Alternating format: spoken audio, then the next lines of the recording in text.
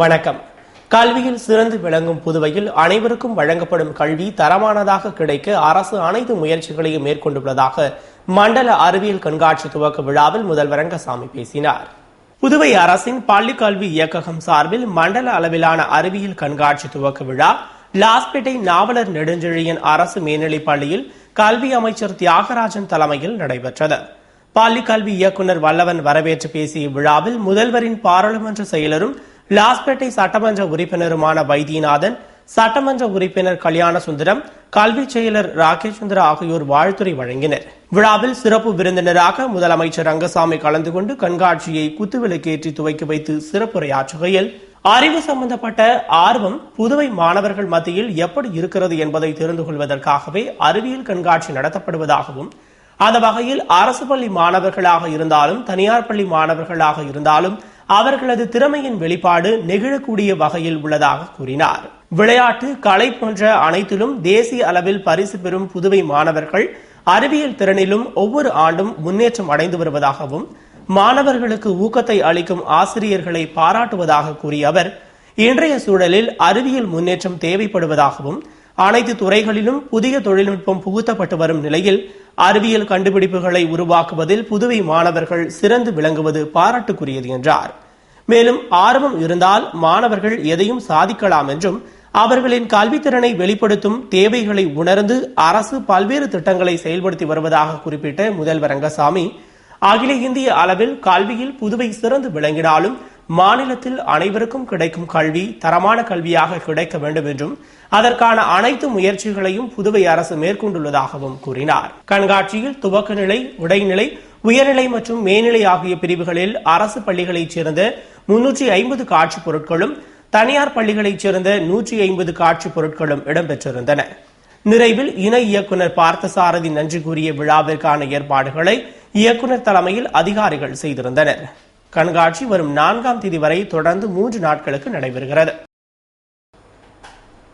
புதுவையில் சிகிச்சை பெற்று சென்ற பொழுது குழந்தை இறந்த சம்பவத்தில் தவறான சிகிச்சை அளித்த மருத்துவர் மீது நடவடிக்கை எடுக்க வலியுறுத்தி அரசு மகளிர் மருத்துவமனையை பொதுமக்கள் முற்றுகையிட்டு போராட்டம் நடத்தினர். புதுவை மண்ணாடிப்பட்டைச் சேர்ந்த விஜயன் என்பவரின் 3 மாத பெண் குழந்தை ராஜீவ்காந்தி அரசு மருத்துவமனையில் சிகிச்சை பெற்று சென்ற பொழுது திடீரென இறந்தது. இதனால் தவறான சிகிச்சையால் குழந்தை இறந்ததாக கூறி உறவினர்கள் மண்ணாடிப்பட்டில் போராட்டம் நடத்தி வந்த நிலையில் இறந்த குழந்தையின் உடல் பிரேத பரிசோதனைக்காக ஜிப்மர் மருத்துவமனைக்கு அனுப்பி வைக்கப்பட்டுள்ளது. இதனிடையே சம்பந்தப்பட்ட மருத்துவர்கள் மீது நடவடிக்கை எடுக்க வலியுறுத்தி குழந்தையின் உறவினர்கள் அரசு மகளிர் மருத்துவமனையை முற்றுகையிட்டு போராட்டம் நடத்தினர். மேலும் விடுமுறை நாட்களில் பயிற்சி மருத்துவர்கள் மட்டுமே இருப்பதால் முறையாக சிகிச்சை அளிப்பதில்லை என்று குற்றம் சாட்டினர். தகவல் அறிந்து வந்த இன்ஸ்பெக்டர்கள் அங்கப்பன், வீரவல்லவன் தலைமையிலான போலீசார் அவர்களை சமாதானப்படுத்தினர். தகவல் அறிந்து வந்த இன்ஸ்பெக்டர்கள் அங்கப்பன், வீரவல்லவன் தலைமையிலான போலீசார் அவர்களை சமாதானப்படுத்தியும் மருத்துவமனை மீது புகார் கூறி கோஷமிட்டனர்.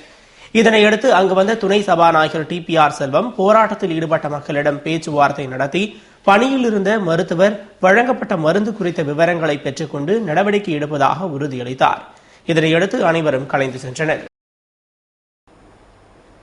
தென்கிழக்கு வங்கக்கடலில் உருவாகியுள்ள புதிய காற்றழுத்த தாழ்வு நிலையினால் தமிழகம் மற்றும் புதுவையில் கனமழை நீடிக்கும் என்று வானிலை ஆய்வு மையம் எச்சரிக்கை விடுத்துள்ளது. இலங்கை மற்றும் தமிழகத்தை ஒட்டியுள்ள வங்கக்கடல் பகுதியில் சனிக்கிழமை உருவான காற்றழுத்த தாழ்வு நிலையானது மேற்கு நோக்கி நகரும் என்று எதிர்பார்க்கப்படும் நிலையில் தற்போது தென்கிழக்கு வங்கக்கடலில் ஞாயிற்றுக்கிழமை காலை புதிய காற்றழுத்த தாழ்வு நிலை உருவாகியுள்ளது. இதுவும் மேற்கு நோக்கி நகரும் என எதிர்பார்க்கப்படுகிறது. இந்த 2 காற்றழுத்த தாழ்வு நிலைகளும் வங்கக்கடலில் நிலை கொண்டுள்ளதால் தமிழகம் மற்றும் புதுவையில் அடுத்த 48 மணி நேரத்திற்கு கனமழை நீடிக்கும் என்று சென்னை வானிலை ஆய்வு மையம் அறிவித்துள்ளது.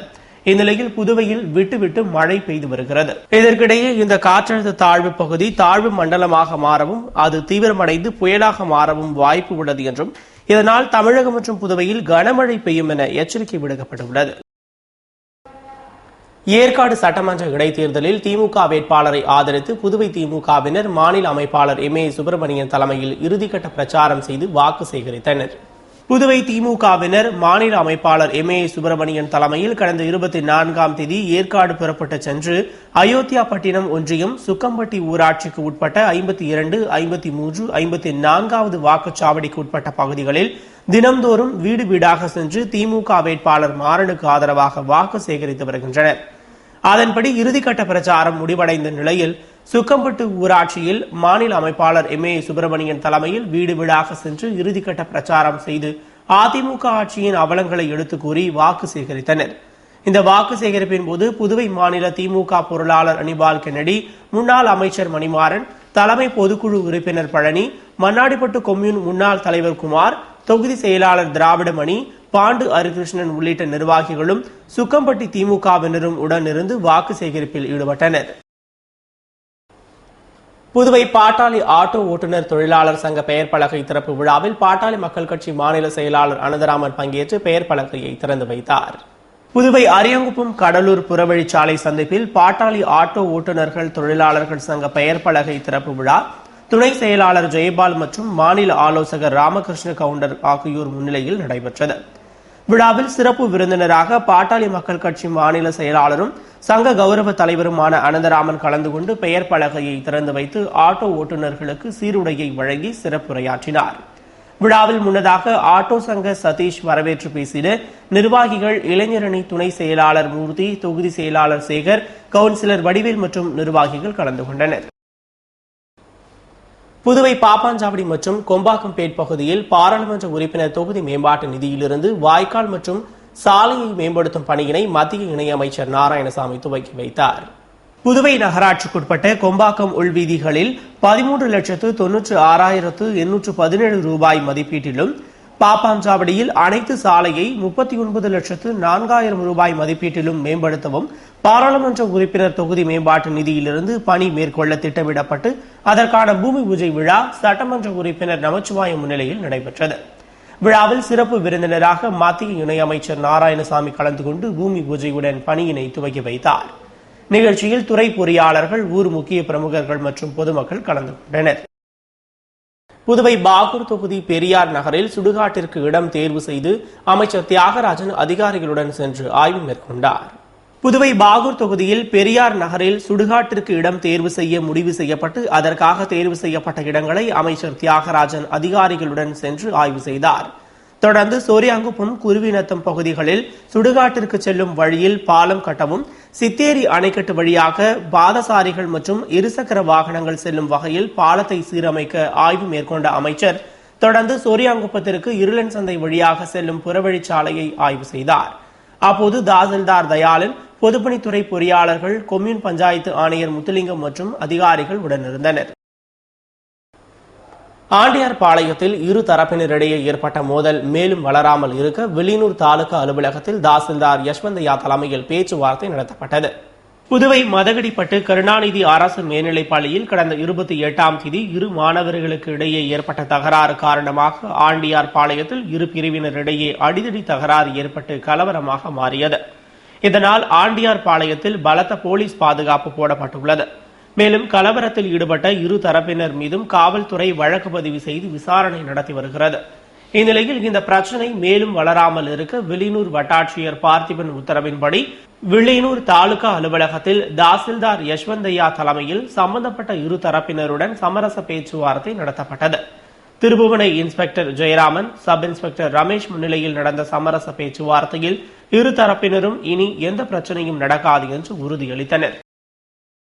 கடந்த சில மாதங்களாக அனைவரது கண்களிலும் கண்ணீரை வரவழைத்த வெங்காயத்தின் விலை தற்பொழுது குறைந்துள்ளதால் பொதுமக்கள் மகிழ்ச்சி அடைந்துள்ளனர்.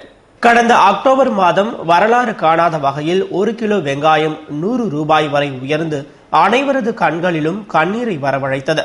இதனால் பொதுமக்கள் மிகவும் பாதிக்கப்பட்ட நிலையில் இந்த திடீர் விலை உயர்வு டெல்லி அரசிற்கு பெரும் தலைவலியாக மாறியது. மேலும் டெல்லி சட்டசபை தேர்தலின் முடிவுகளை வெங்காயத்தின் விலையை தீர்மானிக்கப் போகிறது என்று பல்வேறு அரசியல் கட்சிகளும் கருத்து தெரிவித்ததால் வெங்காயத்தின் விலையை கட்டுக்குள் கொண்டுவர மத்திய அரசு பல்வேறு திட்டங்களை தீட்டியது. இந்நிலையில் பல்வேறு மாநிலங்களிலிருந்து வெங்காயத்தின் வரத்து அதிகரித்ததால் தற்போது வெங்காயத்தின் விலை குறைந்துள்ளது. வெங்காயத்தை தொடர்ந்து டிசம்பர் மாதத்தில் காய்கறிகளின் விலையும் படிப்படியாக குறையும் என்று எதிர்பார்க்கப்படுகிறது. ஆனால் பனிக்காலம் என்பதால் தக்காளியின் விலை மட்டும் உயர வாய்ப்புள்ளது. எனினும் வெங்காயத்தின் விலை குறைந்துள்ளதால் பொதுமக்கள் மகிழ்ச்சி அடைந்துள்ளனர்.